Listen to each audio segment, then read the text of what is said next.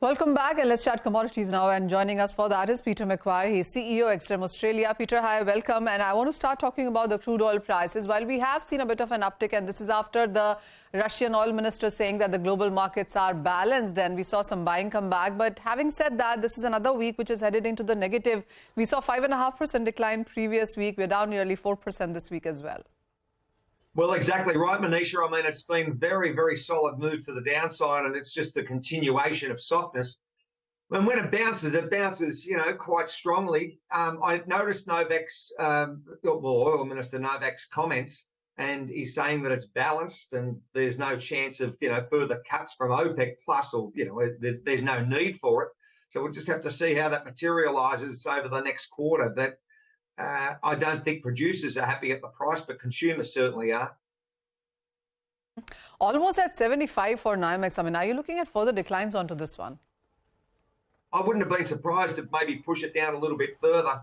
It's choppy, it's volatile, and, it's hard to find a floor. But it seems to be just, if you're looking at the charts and you're putting your mind back over the last couple of months, it seems to test that low, the 72 sort of range. And then it bounces, and then, and it bounces strongly. And we've seen those big, big, powerful moves. So I'm just sitting here, Manisha. It's short at the moment, and it's been a pretty dynamic week to be short.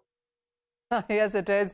And, while the US GDP numbers came in much lower than previous quarter and lesser than what the street is anticipating as well, would you say that that's exactly what the markets thought it would be? And with next week now about 1, China Golden Week holiday, 2, the US Fed meeting, 3, the ECB monetary policy meeting as well, how are you looking at the metals absorbing all of that?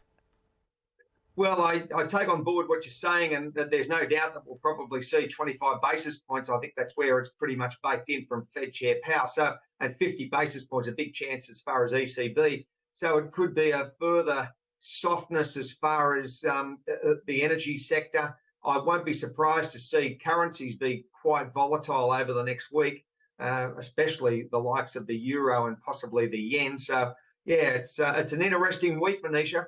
Very interesting. Anything between the metals among the metals that you think is worth holding on the longer side right now? Well, you've got aluminium sitting at about 8,500. I just made a note of that. You've got, 2,300 now, and copper at 8,500. So they've both given up their gains as well over the last few weeks, and, softness.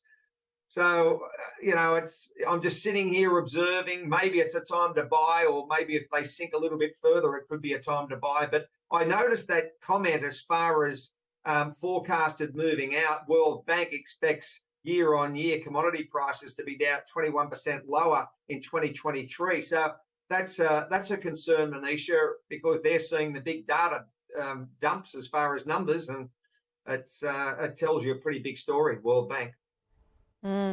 How are you looking at the dollar index? Because that doesn't really seem to be breaking away from the current range. We've seen 101 continue to hold. How would you look at the dollar index with 25 basis point rate hike factored in?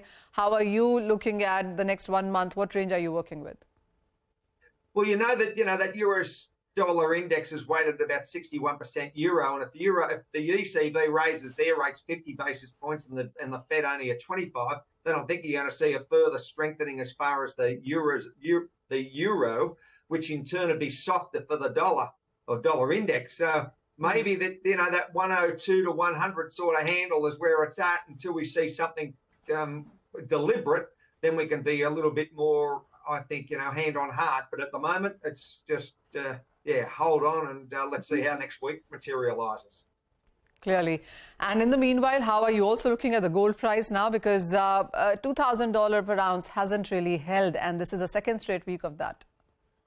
Well, exactly, but it's only down a little bit at 19.95. Silver's back up, also above $25. So, yeah, the picture, I think we've just got to be conscious. It's wild. There's plenty of movement there, no shortage, and it's great for trading because you see those big big moves of $10, $15, $20 sometimes over a session or a session and a half.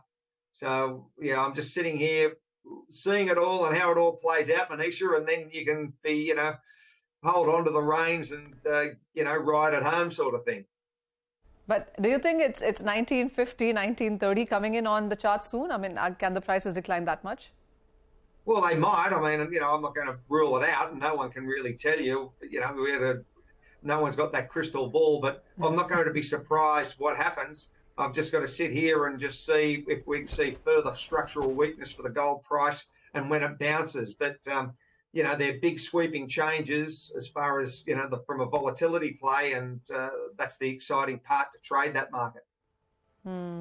Okay, all right, Peter as well as Manisha, thanks very much for joining in and taking us through that commodity outlook. On that note, we need to wrap up on Halftime Report. Business Lunch will take all the action forward. Stay tuned.